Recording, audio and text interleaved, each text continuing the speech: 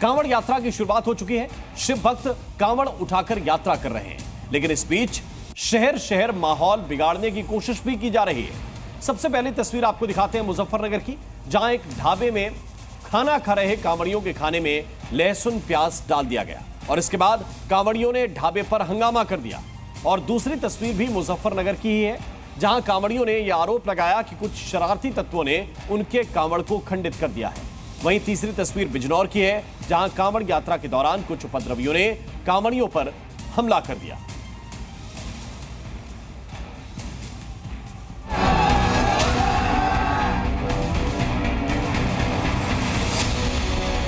ताऊ हुक्के वाला हरियाणवी टूरिस्ट ढाबा, नया नया नेम प्लेट लगा है। होर्डिंग के दोनों तरफ महादेव की फोटो भी लगी है, लेकिन पूरे ढाबे की हालत देख लीजिए। टूटी हुई मेज और कुर्सियां गवाही दे रही हैं कि यहां जमकर बवाल हुआ है। तोड़फोड़ की वजह भी जान लीजिए। कांवड़ियों के खाने में प्याज लहसुन का तड़का। कांवड़ियों ने ढाबे में पहुंचकर खाने का ऑर्डर दिया। वेटर को सख्त हिदायत दी कि बिना प्याज लहसुन वाला खाना चाहिए, लेकिन किचन में किसी कंफ्यूजन की वजह से इन्हें जो दाल परोसी गई उसमें प्याज लहसुन का तड़का लगा दिया गया। कांवड़िए खाना खाते ही भड़क गए और हंगामा करने लगे।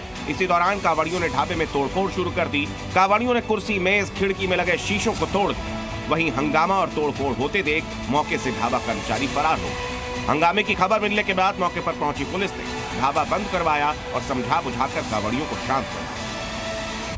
मौके पर पुलिस द्वारा तत्काल पहुंचकर मामले को शांत कराया गया, शांति व्यवस्था कायम की गई। और इसमें सभी कांवड़ियों से आप लोगों के माध्यम से मेरी ये गुजारिश है कि किसी भी कंफ्यूजन की स्थिति में अगर कहीं कोई बात होती है तो कानून को अपने हाथ में ना लें, प्रशासन को अवगत कराएं।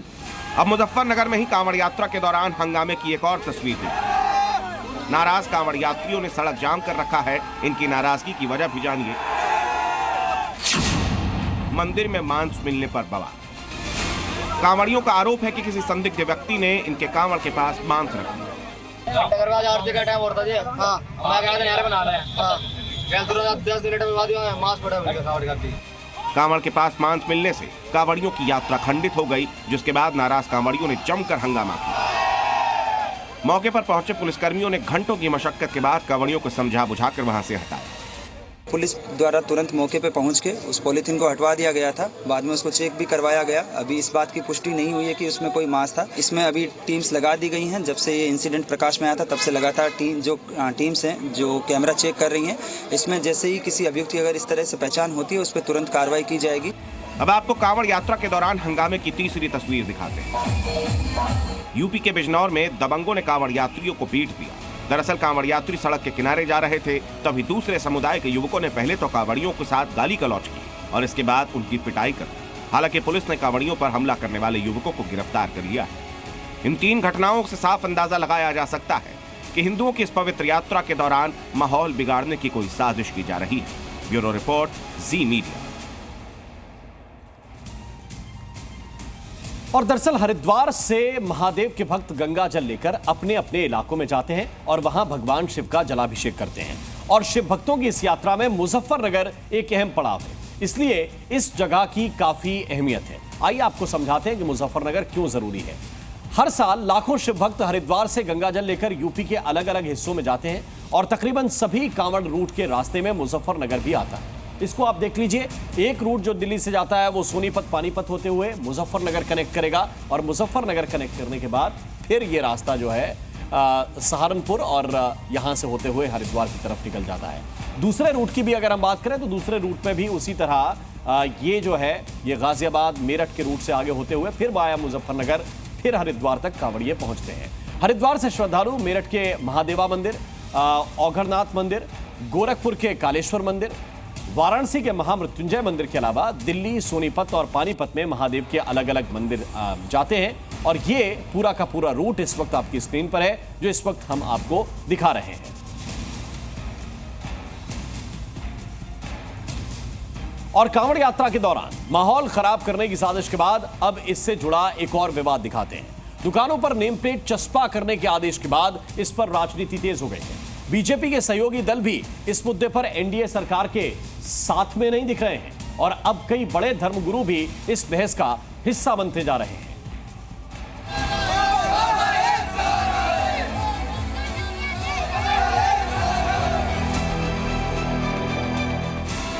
सरकार ने कांवड़ रूट पर दुकानों के नाम लिखने का आदेश दिया, मगर इस पर एनडीए के सहयोगी दलों की राय बटी हुई नजर आ रही है। केंद्र में एनडीए सरकार के समर्थन वाली 4 पार्टियां आरएलडी, एलजेपी, एनसीपी और जेडीयू नाम बताने के इस फैसले का विरोध कर रही है। वहीं अकेले जीतन राम मांझी इसके समर्थन में खड़े हैं। ब्रांड कुछ और हो सकता है, मैकडॉनल्ड्स क्या लिखेगा, खतौली में बर्गर किंग क्या लिखेगा। पुराने ब्रांड हैं, किसी के नाम हो सकते हैं, एक मालिक नहीं कई मालिक हो सकते हैं। मुसलमान वेजिटेरियन है और हिंदू मीट खाने वाले भी हैं। आका लगाओगे अब कुर्ते में भी लिखना शुरू कर देंगे अपना नाम। इसको पूरे हिंदुस्तान में लागू करनी चाहिए, क्योंकि ये कांवड़ यात्रा 1 महीने चलता है पूरा। ये इसको कहिए कि पूरा पवित्र माह है। 1 महीने लोग सैकड़ों मील चलकर भगवान शिव का आराधना करते हैं, जलाभिषेक करते हैं, और इसको किसी धर्म के चश्मे से नहीं देखना चाहिए। अमर वाले लोग, अच्छा प्रसादी देने वाले लोग, बढ़िया डीलिंग करने वाले लोग अगर हैं, नाम हो जाता है तो उनको नाम पहचान के लोग जाते हैं। इसलिए नाम लटका देना, नाम प्लेट दिलवा देना, इसको कोई धार्मिकता के चश्मे से नहीं देखना चाहिए। ये मेरे समझ से ठीक हुआ है। एक तरफ जहां अपने ही सहयोगी दल नेम प्लेट के मुद्दे पर विरोध कर रहे हैं, वहीं पूर्व कांग्रेस नेता आचार्य प्रमोद कृष्णम योगी सरकार के फैसले के समर्थन में खड़े हो गए। आप अपनी पहचान क्यों छुपाना चाहते हो? आप कांवड़ियों के साथ धोखा क्यों करना चाहते हो?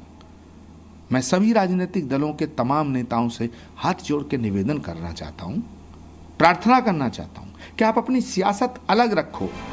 नाम बताने के मुद्दे पर अब धर्मगुरु भी अपनी राय दे रहे हैं। स्वामी रामदेव ने कह दिया कि रामदेव को नाम बताने में कोई दिक्कत नहीं, तो रहमान को क्यों? जब रामदेव को अपनी पहचान बताने में कोई दिक्कत नहीं है, तो रहमान को क्यों दिक्कत होनी चाहिए? तो अपने नाम पर तो सबको गौरव होता है, तो नाम छिपाने की कोई जरूरत नहीं है। एक तरफ जहां यूपी में कांवड़ यात्रा पर नेम प्लेट का मुद्दा गर्म है, तो वहीं दूसरी तरफ बिहार में भी ऐसे नियम लागू करने की मांग उठ रही है। पटना के वीरचंद पटेल पथ पर हिंदू शिव भवानी सेना ने इस मांग को लेकर पोस्टर चस्पा कर दिए। यहाँ भी हिंदुओं की आस्था की दलील दी जा रही है। आस्था के सम्मान और सुरक्षा पर इतना आपत्ति करने वाले लोग जो हैं, ये वही लोग हैं जो मुगलिया सल्तनत को मानने वाले लोग हैं। देखिए, कांवड़ यात्रा की कुछ नियम और संयम है, उस नियम और संयम का उल्लंघन ना हो तो इसमें आपत्ति और विरोध क्यों कर रहे हैं? एक तरफ जहां नेम प्लेट को लेकर राजनीति चल रही है, वहीं ये मामला सुप्रीम कोर्ट तक पहुंच गया। सुप्रीम कोर्ट में दायर याचिका में कांवड़ यात्रा रूट पर दुकानदारों के नाम लिखने के फैसले को चुनौती दी गई। NGO association for protection of civil rights की ओर से दायर इस याचिका में यूपी सरकार, डीजीपी और एसएसपी मुजफ्फरनगर को पक्षकार बनाया गया है। सुप्रीम कोर्ट कल ही इस मामले पर सुनवाई करने वाला है। ब्यूरो रिपोर्ट, जी मीडिया। आज सर्वदलीय बैठक में भी कांवड़ यात्रा और पहचान का मुद्दा उठा, जिससे साफ है कि सावन के महीने में संसद का शोर भी सुनाई देने वाला है, क्योंकि कल ही सावन के साथ संसद का मॉनसून सत्र भी शुरू होने वाला है।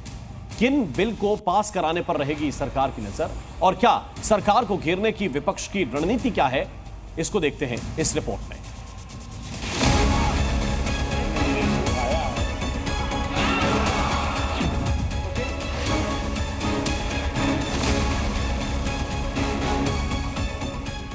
राष्ट्रपति के अभिभाषण पर धन्यवाद प्रस्ताव के दौरान संसद में सियासी संग्राम हुआ। धार्मिक नारों से लेकर संविधान की गूंज सुनाई दी, और अब एक बार फिर मॉनसून के साथ संसद में सियासी शोर तेज होने वाला है, क्योंकि कल से संसद का मॉनसून सत्र शुरू होगा। आज एनडीए सरकार की तरफ से सर्वदलीय बैठक बुलाई गई, जिसकी अध्यक्षता रक्षा मंत्री राजनाथ सिंह ने की। बैठक में एनडीए के साथ इंडिया गठबंधन के दल भी शामिल हुए, जहां सदन की कार्रवाई शांति से चलाने की अपील की गई। सेशन को अच्छी तरह से हम चलाएंगे। ये सरकार में जो है उनका भी जिम्मेदारी है, और विपक्ष में जो सदस्य है उनका भी जिम्मेदारी है। जब देश का प्रधानमंत्री बोल रहे हैं तो सदन को सुनना चाहिए और देश को भी सुनना चाहिए। सरकार विपक्ष से सहयोग की अपील कर रही है, लेकिन विपक्ष ने कांवड़ यात्रा में पहचान बताने वाले फरमान को लेकर जो तीर चलाए हैं, उससे संसद के मॉनसून सत्र के हंगामेदार होने का ट्रेलर जारी हो गया। ऑर्डर्स निकाले गए यात्रा के वक्त, ये अनकॉन्स्टिट्यूशनल है, ये अनटचेबिलिटी को प्रमोट करता है। सरकार सीधे सीधे मुसलमानों को टारगेट कर रही है। ऐसा कभी नहीं हुआ पहले। ये यात्रा पहली बार तो निकल नहीं रही, यात्रा जाने कब से निकल रही, कभी इस यात्रा के दौरान कोई धर्म के नाम पर किसी तरह का विवाद नहीं हुआ।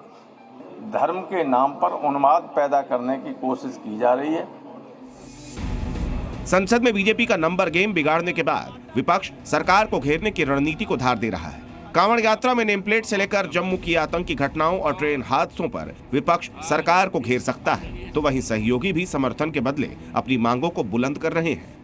दोनों राज्यों के उत्थान के लिए, विकास के लिए आवश्यक है कि उन्हें विशेष राज्य का दर्जा या उनके जैसी सुविधाएं मिलनी चाहिए। संसद में विपक्ष के मुद्दों और सहयोगियों की मांग के अलावा जिन विषयों पर नजर रहेगी, उनमें कल मानसून सत्र के पहले दिन ही वित्त मंत्री निर्मला सीतारमण संसद में आर्थिक सर्वे पेश करेंगी। मंगलवार को संसद में बजट पेश किया जाएगा। मानसून सत्र में जम्मू कश्मीर के बजट को भी संसद से मंजूरी मिलनी। इसके अलावा 6 विधेयक भी पेश किए जाने हैं। साफ है कि सरकार के पास विधेयकों का अंबार है, वहीं विपक्ष के पास भी मुद्दों की भरमार है। ऐसे में 22 जुलाई से 12 अगस्त तक चलने वाला मानसून सत्र भी काफी हंगामेदार हो सकता है। ब्यूरो रिपोर्ट, जी मीडिया। और आइए बात करते हैं मदरसों पर महाभारत की। All India Muslim Personal Law Board ने यूपी और एमपी के मदरसों पर सरकारी दबाव बनाए जाने का आरोप लगाया है।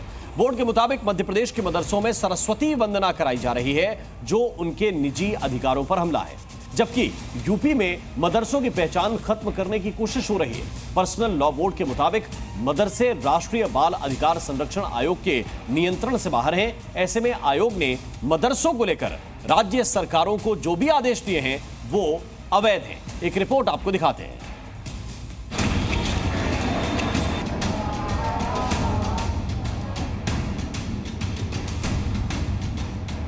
All India Muslim Personal Law Board ने साफ कर दिया है कि उसे मदरसों की पहचान खत्म करने के लिए चलाया जा रहा सियासी अभियान किसी भी कीमत पर बर्दाश्त नहीं है। AIMPLB का आरोप है कि मध्य प्रदेश और उत्तर प्रदेश में मदरसों को नुकसान पहुंचाने और उन्हें खत्म करने की साजिश हो रही, जिसका वो विरोध करते हैं और किसी भी तरह वो मदरसों को बंद नहीं होने देंगे। All India Muslim Personal Law Board ने दावा किया है कि यूपी में राष्ट्रीय बाल अधिकार संरक्षण आयोग की ओर से राज्य सरकारों को दिया गया निर्देश सरासर गलत, गैर कानूनी और आयोग की सीमाओं और कार्य क्षेत्र से बाहर है। इसके साथ ही All India Muslim Personal Law Board ने मध्य प्रदेश के मदरसों में बच्चों को रोजाना सरस्वती वंदना पढ़ने के लिए मजबूर करने को भी गलत ठहराया है। AIMPLB ने अपने स्टेटमेंट में कहा कि यूपी में जिला अधिकारियों की तरफ से मदरसों पर दबाव डाला जा रहा है। गैर मुस्लिम बच्चों को मदरसों से निकालकर सरकारी स्कूल में शिफ्ट कराया जा रहा है। मुस्लिम बच्चों को भी शिक्षा के अधिकार के तहत बेसिक तालीम हासिल करने को कहा गया है। ऐसा न करने पर मदरसों के खिलाफ कार्रवाई की धमकी दी जा रही है। मदरसे राष्ट्रीय बाल अधिकार संरक्षण आयोग के नियंत्रण से बाहर है। ऐसे में आयोग ने मदरसों को लेकर राज्य सरकारों को जो भी आदेश दिया है वो गैर कानूनी। मध्य प्रदेश के मदरसों में हाथ जोड़कर सरस्वती वंदना कराई जा रही है, जो संविधान के अनुच्छेद 30/1 का उल्लंघन है। सरकारी निर्देशों के जरिए किए जा रहे बदलाव उनके निजी अधिकारों पर हमला है। इससे लाखों बच्चों को शैक्षिक नुकसान होगा और उन पर मानसिक और मनोवैज्ञानिक दबाव पड़ेगा। लिहाजा इसके खिलाफ प्रदर्शन किया जाएगा। All India Muslim Personal Law board के आरोपों के बाद दारुल उलूम फरंगी महल की तरफ से मदरसों को लेकर बयान सामने आया, जिसमें उन्होंने राज्य सरकारों से अपने फैसले पर फिर से सोचने को कहा। हमारे प्राइमरी लेवल के मदारिस हैं जो जिनको मकतब कहते हैं, उन मकातिब में हिंदी की भी तालीम दी जाती है, इंग्लिश की भी तालीम दी जाती है, मैथ भी पढ़ाई जाती है। और ये कोई ऐसा नहीं है कि जो बच्चे गैर मुस्लिम हैं अगर वो मदरसे में पढ़ने आए तो उन्हें कुरान और हदीस की तालीम दी जाए। उन्हें वही सब्जेक्ट पढ़ाए जाते हैं जो सब्जेक्ट उनसे मुताल्लिक़ होते हैं, जिनका उनसे ताल्लुक़ होता है। इसलिए मुझे लगता है कि ये फ़ैसला अपने आप में एक ताज्जुब खेज़ फ़ैसला है। मदरसों में सरस्वती पूजा कराए जाने का विरोध करने पर संत समाज ने AIMPLB को घेर लिया। उन्होंने कहा मदरसे में सरस्वती वंदना कराए जा रहे हैं, ये बर्दाश्त नहीं है। तो भाई मदरसा विद्या का मंदिर है, विद्या का मंदिर में माँ सरस्वती का वंदना नहीं होगा तो क्या बम बनाने की ट्रेनिंग दी जाएगी? भाई विद्या के मंदिर में वहाँ पर माँ सरस्वती का वंदना होना तो चाहिए ही चाहिए। इसके साथ ही All India Muslim Personal Law Board ने 8,449 अस्वीकृत मदरसों की सूची भी जारी की, जिसमें दारुल उलूम, देवबंद, जामिया अशरफिया और आजमगढ़ जैसे बड़े और पुराने मदरसे शामिल हैं। बोर्ड ने इसे गैर कानूनी, अनैतिक और अल्पसंख्यक विरोधी नीति बताते हुए कानूनी लड़ाई लड़ने का भी दावा किया। ब्यूरो रिपोर्ट, जी मीडिया। सीएम ममता बनर्जी के दिल में एक बार फिर बांग्लादेशियों के लिए ममता जाग उठी। आज कोलकाता में टीएमसी के मेगा शो पर सभी की निगाहें टिकी थी, क्योंकि यहां ममता बनर्जी को अखिलेश यादव का साथ मिलने वाला था। लेकिन जैसे ही कोलकाता में ममता ने बोलना शुरू किया तो मामला कुछ और ही हो गया। दीदी के भाषण में भर भर कर बांग्लादेश प्रेम दिखा। ममता दीदी ने क्या कहा और इसके मायने क्या हैं, आपको दिखाते हैं इस रिपोर्ट में। कोलकाता में मौका तो था टीएमसी के शहीद दिवस कार्यक्रम का। टीएमसी के कार्यकर्ता और समर्थक कोलकाता के एस्प्लेनेड में इकट्ठा हुए, लेकिन इस दौरान दीदी ने बांग्लादेश का राग छेड़ दिया। दीदी ने खुलकर ऐलान कर दिया कि वो बंगाल के दरवाजे बांग्लादेशियों के लिए खोलने जा रही है। কিন্তু আমি এটুকু বলতে পারি, অসহায় মানুষ যদি বাংলায় দরজা খটখটানি করে আমরা তাদের আশ্রয় নিশ্চয়ই দেব। তার কারণ এটা ইউনাইটেড নেশনসের একটা রেজুলেশন আছে, কেউ যদি রিফিউজি হয়ে যায় তাকে পাশের পার্শ্ববর্তী এলাকা তাকে সম্মান জানাবে। दीदी यही नहीं रुकी। दीदी ने पुरानी घटनाओं को याद दिलाते हुए अपनी दलील को और मजबूत करने की कोशिश की। যেমন আসামে একটা গন্ডগোল হয়েছিল বড়দের সাথে, আলিপুরদুয়ারে তারা দীর্ঘদিন ছিলেন, আমিও গিয়েছিলাম। पश्चिम बंगाल में बांग्लादेशी रिफ्यूजियों के मुद्दे पर ममता सरकार पहले भी घिरती रही है, लेकिन इस बार तो ममता दीदी ने बिना किसी झिझक के ये बयान दे दिया। इससे पहले भी बंगाल के मुख्यमंत्री ने ट्वीट कर इस मुद्दे को उठाया। आज अंतर्राष्ट्रीय प्रवासी दिवस है। प्रवासियों को शरण देना हमारा मानवीय दायित्व है। बांग्लादेश से हम अपने राज्य में शरण लेने वाले किसी भी व्यक्ति की यथासंभव देखभाल करेंगे। ममता दीदी ने बांग्लादेशियों के लिए बंगाल के दरवाजे खोलने की बात तो कह दी, लेकिन यहाँ सवाल उठता है कि क्या वो सच में इंटरनेशनल बॉर्डर्स खोल सकती है? क्या उनका ये प्लान धरातल पर उतर सकता है या फिर महज ये हवाई बातें? सबसे पहले तो आपको बता दें कि यूएन का कोई रेजोल्यूशन किसी देश पर बाध्य नहीं होता है, कन्वेंशन जरूर बाध्य होता है। ममता बनर्जी अगर 1951 के यूएन कन्वेंशन का जिक्र कर रही हैं, तो उस पर भारत ने दस्तखत ही नहीं किए थे। और आखिर में यह भी बता दें कि राज्य सरकार किसी देश की सीमा खोलने या किसी देश के नागरिकों को शरण देने का फैसला नहीं कर सकती, ये केंद्र का फैसला होता है। दीदी कैसे बॉर्डर खोलने की बात कर रही हैं, ये तो वही जाने, लेकिन दीदी के इस बयान पर बीजेपी से पहले कांग्रेस ने ही उन्हें आईना दिखा दिया। क्या ऐसे अवसर पर दोनों का पालन होना चाहिए? मैं समझता हूँ एक तरफ संधि है, उस भावना को भी देखें, पर जो अंतर्राष्ट्रीय कानून है उसका भी पालन किया जाना चाहिए। कांग्रेस के बाद दीदी के इस बयान पर बीजेपी का भी रिएक्शन आया और बीजेपी सांसद श्रमिक भट्टाचार्य ने दीदी के बयान पर तंज कसते हुए कह दिया कि भारत कोई धर्मशाला नहीं। माइनॉरिटी भी हम पूरा माइनॉरिटी नहीं बोलेंगे, क्योंकि सिर्फ मुसलमान को लेकर वो अपीसमेंट पॉलिटिक्स करते हैं, डराते हैं। भारत एक ऐसा देश है, प्राचीन काल से जब किसी दूसरा देश की किसी भी समुदाय के ऊपर आफत आ गया तो भारत उसको पनाह दिया, लेकिन इसका अर्थ ये नहीं है कोई धर्मशाला है। ममता बनर्जी ने बांग्लादेश का जो राग छेड़ा उस पर राजनीतिक घमासान तो होना तय, लेकिन दीदी ने बांग्लादेशियों के लिए बंगाल का दरवाजा खोलने की जो बात कही है वो हकीकत से कोसों दूर मालूम पड़ती है। ब्यूरो रिपोर्ट, जी मीडिया। अधीर रंजन चौधरी ने एक बार फिर लोकसभा चुनाव में अपनी हार के लिए टीएमसी के साथ साथ कांग्रेस को भी जिम्मेदार ठहराया। अधीर रंजन ने कहा कि पश्चिम बंगाल में सांप्रदायिक राजनीति का प्रवेश हो गया है, जिससे कांग्रेस को नुकसान हुआ है, बीजेपी को फायदा मिला है। अधीर रंजन ने अपनी हार के लिए राहुल और खड़गे पर भी निशाना साधा और आरोप लगाया कि संगठन से इस चुनाव में उन्हें कोई सहयोग नहीं मिला, जिसकी वजह से उन्हें हार का सामना करना पड़ा।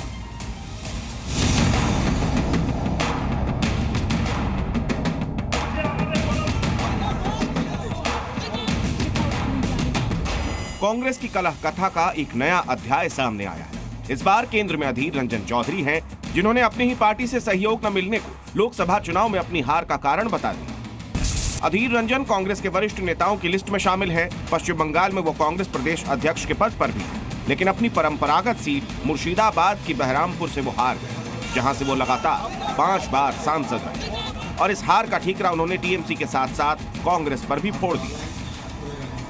दिल्ली में सोनिया गांधी से मुलाकात के दौरान अधीर रंजन ने एक लिखित रिपोर्ट दी, जिसमें उन्होंने अल्पसंख्यक वोटों के ध्रुवीकरण का जिक्र किया। अधीर ने दावा किया कि पश्चिम बंगाल में सांप्रदायिक राजनीति का प्रवेश हो गया। अधीर ने कहा कि उन्हें हराने के लिए जानबूझकर मुस्लिम उम्मीदवार यूसुफ पठान को टीएमसी ने उतारा और हिंसा का सहारा भी लिया। अधीर ने कहा कि ममता बनर्जी का मुख्य लक्ष्य उन्हें हराना था और इसीलिए उन्हें सांप्रदायिक राजनीति का शिकार बनाया। বাংলার কাছে সাম্প্রদায়িক রাজনীতি আগে অচেনা অজানা ছিল, আজ বাংলায় সাম্প্রদায়িক রাজনীতি বাস্তবতা লাভ করেছে। আমাকে হারানোর জন্য একজন পরিচিত মুসলমান মুখকে আনা হলো, সেখানে প্রচার করা হলো এতদিন দাদাকে ভোট দিয়েছে আর ভাইকে ভোট দাও, তাকে মসজিদে মসজিদে घुरिए मुसलमान समुदाय के खुशी करार चेष्टा करा हलो। बहरामपुर सीट से 5 बार सांसद रहे अधीर रंजन चौधरी ने नतीजों के बाद भी हार का ठीकरा टीएमसी के साथ साथ अपनी ही पार्टी पर फोड़ा। उस समय अधीर ने दावा किया था कि मैं गरीबी रेखा से नीचे का सांसद हूं, चुनाव के लिए मैंने अपनी आय के स्रोतों की अनदेखी की, मैंने अपनी तरफ से हर संभव कोशिश की, लेकिन मैं सफल नहीं हो सका। टीएमसी ने मुझे हराने के लिए अभियान चलाया। अल्पसंख्यकों से भाई और दादा को वोट देने को कहा गया। दादा का मतलब हिंदू और भाई का मतलब मुसलमान होता है। राहुल खड़गे ने मुझे नजरअंदाज किया, बहरामपुर में कोई प्रचार करने नहीं आया। राहुल भारत जोड़ो यात्रा में भी बहरामपुर नहीं आया। अधीर रंजन पर टीएमसी की तरफ से भी बयान सामने आया है। टीएमसी नेता और बंगाल सरकार में मंत्री फरहाद हकीम ने कहा कि हारने वाले को हार का बहाना चाहिए। पीने वाले को पीने का बहाना चाहिए, हारने वाले को हारने का बहाना चाहिए। वो हार गए, बहाना कर रहे हैं। वहीं बंगाल में बीजेपी अध्यक्ष सुकांता मजुमदार ने भी अधीर के बहाने कांग्रेस के साथ साथ टीएमसी को भी घेर लिया। अधीर दा के सीट पे जिस तरीके की घटना घटी थी उस समय, वहाँ पे दंगे भड़काए गए सच में, और तृणमूल कांग्रेस के विधायक द्वारा कम्युनल स्टेटमेंट कराए गए, इलेक्शन के ऊपर प्रभाव पड़ा और वो कारण हो सकते हैं अधीर दा के हार के। 2019 के लोकसभा चुनाव में कांग्रेस ने बंगाल में 2 सीटें जीती, लेकिन इस बार ये संख्या घटकर 1 रह गई। वहीं बड़ी बात यह है कि गठबंधन के विरोध का फायदा बीजेपी को हुआ और इस बार बंगाल में बीजेपी ने 12 सीटों पर जीत दर्ज की। ब्यूरो रिपोर्ट, जी मीडिया। और आखिरकार बांग्लादेश में सुप्रीम कोर्ट को अपना वो फैसला पलटना पड़ा जिसकी वजह से बांग्लादेश के अलग अलग इलाकों में हिंसा की आग भड़की थी। बांग्लादेश में आरक्षण के खिलाफ शुरू हुआ आंदोलन इतना हिंसक हो गया कि सरकार को प्रदर्शनकारी छात्रों पर शूट एट साइट का आदेश जारी करना पड़ा। बांग्लादेश में हुई हिंसा का असर वहां रह रहे भारतीय छात्रों पर भी पड़ा, जिनको लगातार रेस्क्यू किया जा रहा है। वहीं सुप्रीम कोर्ट के आरक्षण कोटा घटाने वाले आदेश के बाद अब कमान सेना को दे दी गई है ताकि जल्द से जल्द पूरे देश में शांति बहाल की जा सके।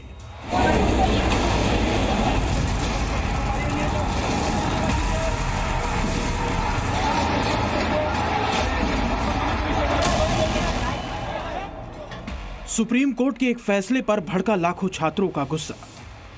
गुस्से को ट्रिगर करने वाला शेख हसीना का रजाकार वाला बयान और बीते कुछ साल से बेरोजगारी से परेशान लाखों छात्र, जिससे बांग्लादेश जल उठा।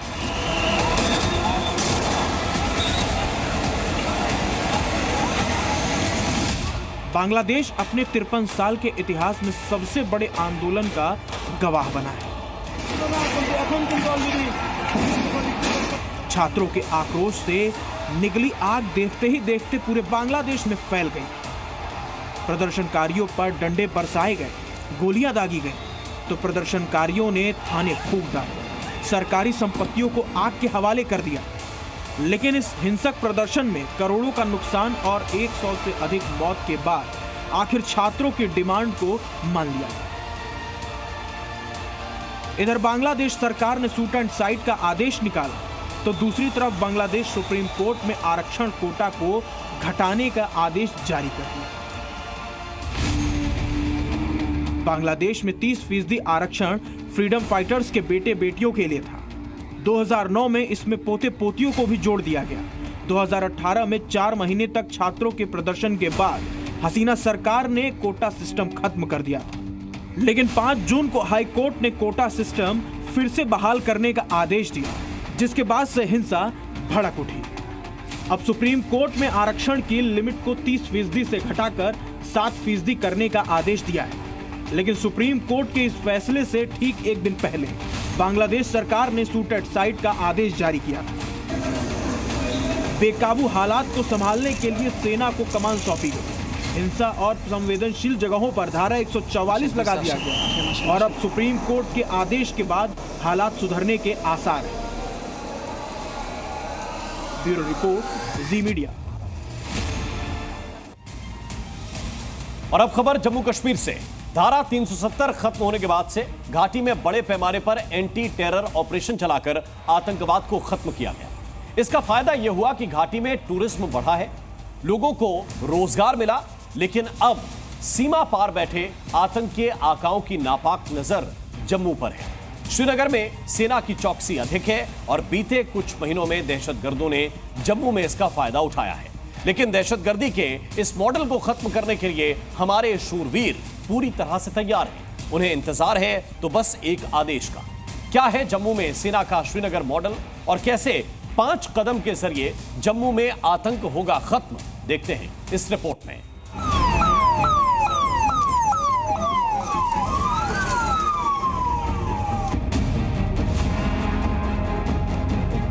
जम्मू में बड़ी बैठक, सरहद पार बड़ी हलचल।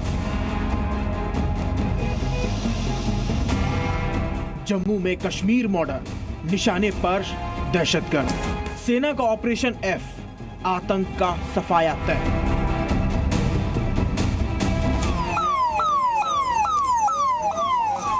तो जम्मू में बढ़ती आतंकी गतिविधियों को रोकने के लिए पूरी प्लानिंग कर ली गई है। दहशतगर्दों के नापाक मंसूबों को नाकाम करने के लिए सुरक्षा बलों को अब आखिरी आदेश का इंतजार है।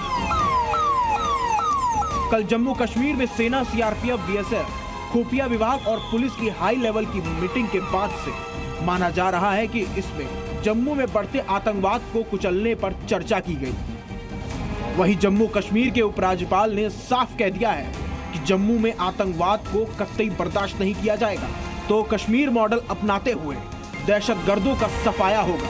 जम्मू की जनता ने हमेशा से आतंकवाद का डटकर मुकाबला किया है और मुझे अपने बहादुर जवानों की वीरता पूरा भरोसा है। हम जल्द से जल्द जिस तरह से यहाँ सभी तंजीमों के कमांडरों को नस्तानाबूद किया गया, वहाँ भी इसको अंजाम देने में हमारी सेना और सुरक्षा बलों निश्चित रूप से जल्द सफलता मिलेगी। अब ऐसे में सवाल है कि आखिर जम्मू में ऐसा क्या किया जा सकता है कि जिससे आतंकवादी घटनाओं को रोका जा सके। माना जा रहा है कि जम्मू में सुरक्षा एजेंसियां अपने सिक्योरिटी, इंटेलिजेंस और इलेक्ट्रॉनिक सर्विलांस सिस्टम को मजबूत किया जाएगा और साथ ही जरूरत पड़ने पर पिन पॉइंट और बड़े ऑपरेशन किए जा सकते हैं। घने जंगलों में बैठे आतंकी रूटों को खत्म किया जा सकता है। आतंकियों को पाक रेंजर्स के साथ ओवरग्राउंड वर्क की मदद मिल रही है। इसी वजह से ओवरग्राउंड वर्कर्स के नेक्सस को कमजोर करना जरूरी है। जम्मू रीजन में 13 छोटे छोटे नाले, 3 नदियां हैं जिसकी मदद से घुसपैठ की जा सकती है। तो अब इन इलाकों में गश्त भी बढ़ाने की तैयारी है। वहीं आतंकियों के मददगारों की लिस्ट बनाई जा रही है जिनके खिलाफ एक्शन लिया जा सकता है।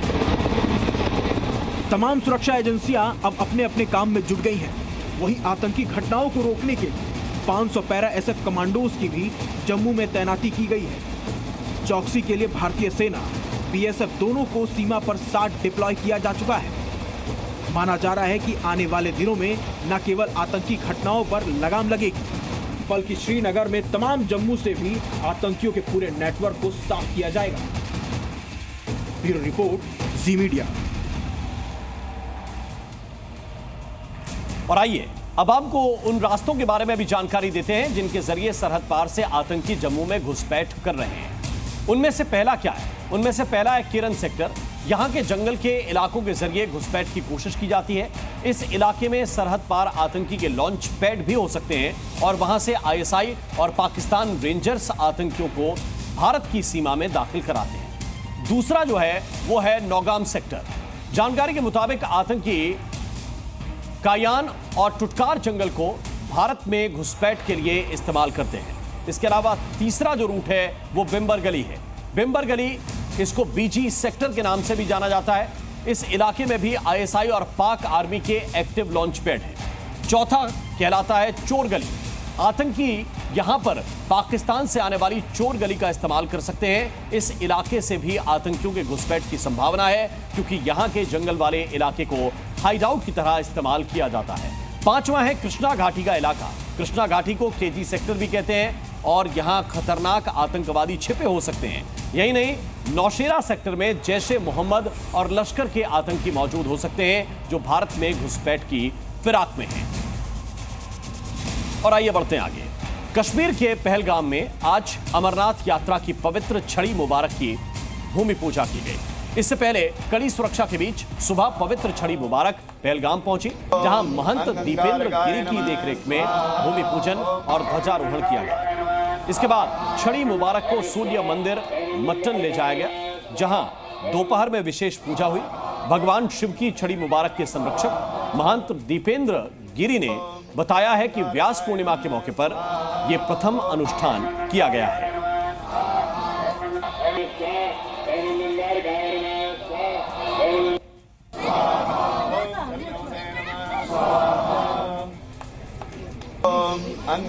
परंपरागत पिछले वर्षों की तरह इस बार भी छड़ी विश्राम स्थल पहलगांव में भूमि पूजन, नवग्रह पूजन, ध्वजारोहण, शटिका पूजन और उसके पश्चात होम हुआ। और आइए अब बात करते हैं कुदरत के क्रोध काल की।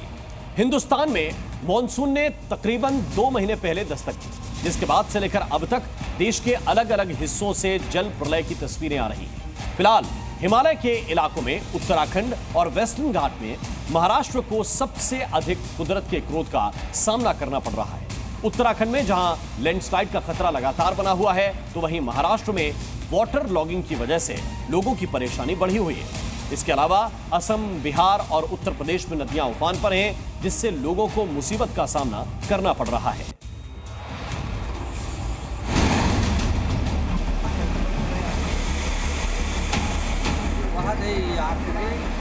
उत्तराखंड में दरकते पहाड़,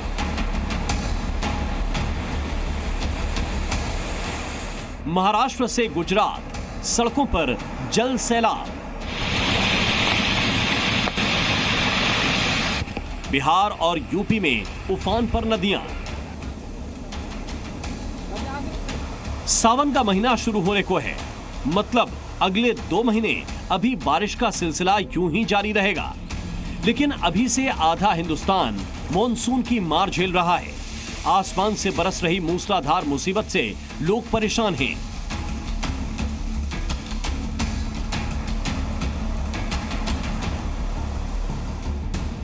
पहाड़ों पर लैंडस्लाइड का खतरा है।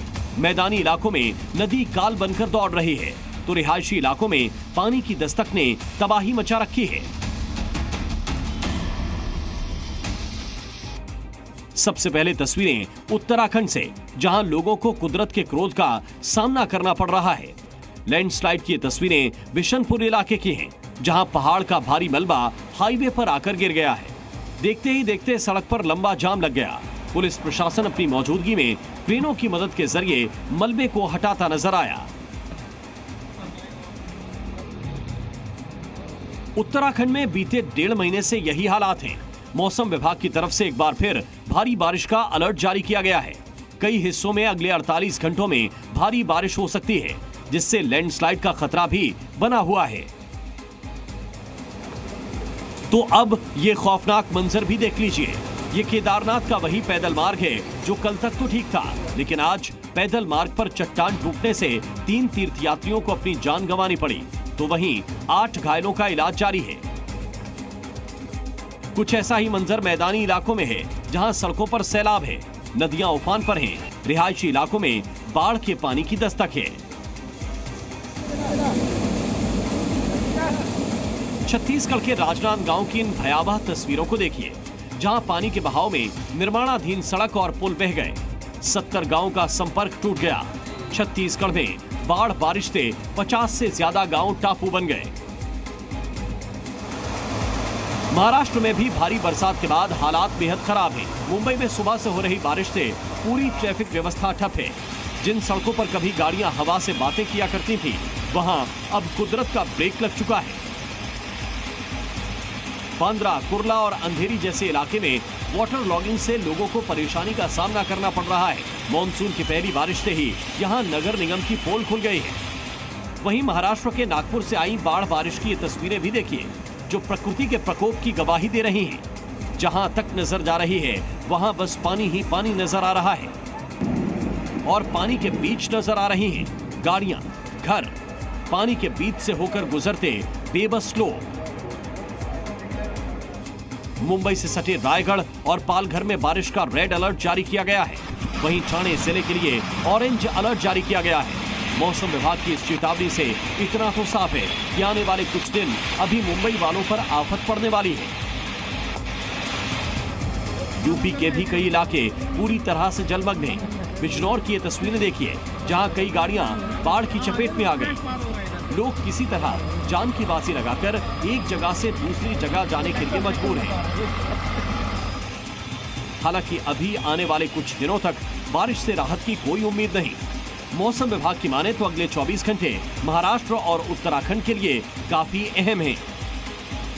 ब्यूरो रिपोर्ट, ज़ी मीडिया।